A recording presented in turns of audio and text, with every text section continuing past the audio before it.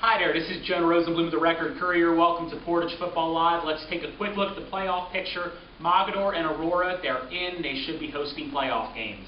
Crestwood and Woodridge, they're both playing for PTC titles this week, and they're also playing for a home playoff game.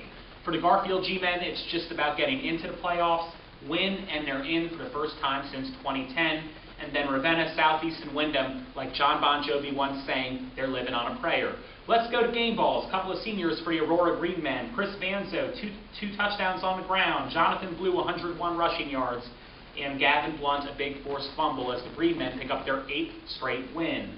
Meanwhile, Landon Westover for the Field Falcons, a big 70-yard touchdown run, and his senior classmate Dominic Baguetta with a fourth-quarter interception to help the Falcons win 13-6 and snap a 6-game skid.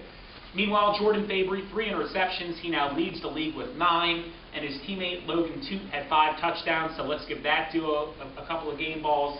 And Ravenna's Sonny Ray Jones, 2 long touchdown runs, all the offense the Ravenna Ravens need as they eke out a win over Streetsboro and stay in the playoff hunt. And finally, we're going to go to some special seniors. Of course, we can't get to all the seniors, but wanted to shout out a couple of seniors who did some very special things on the field and may be playing their last game this Friday night. Dominic Smith, 1,014 rushing yards. He was the tailback at times, the quarterback at times, a standout defender with 78 tackles, and he also averaged 35.6 yards per punt. This kid did everything for the Falcons. Meanwhile, Connor Brown and Brad Crislip, 2 of the guys that made Ravenna so dominant in the trenches, so dominant in the running game over the years. Congratulations to those 2 men. Also want to shout out Kyle Stoll of the Southeast Pirates. 262 carries, the most of anyone in the PTC, the true definition of a workhorse. And then his teammate Eric Lowe, the true definition of an underdog, at 5'3", 117 tackles this year, one of the best linebackers in the county. Meanwhile, for Streetsboro, Dakari Carter, 582 receiving yards, but the stats only begin to tell the story.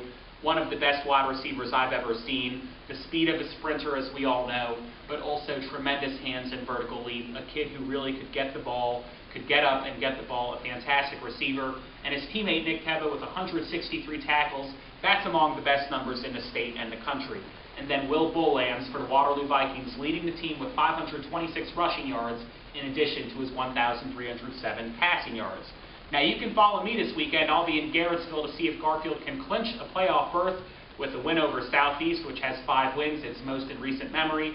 For the G-Men, their offense has been a little bit hot and cold. They'll have to figure it out against a very good Pirates defense led by that linebacker core of Eric Lowe, Hunter James, and Michael Bolovich, and those great defensive backs in Avery Munger and Billy Rose. So a tough task for the Garfield G-Men, but if they win, they're in. Follow me at JLR Sports. Thank you so much for joining me today on Portage Football Live.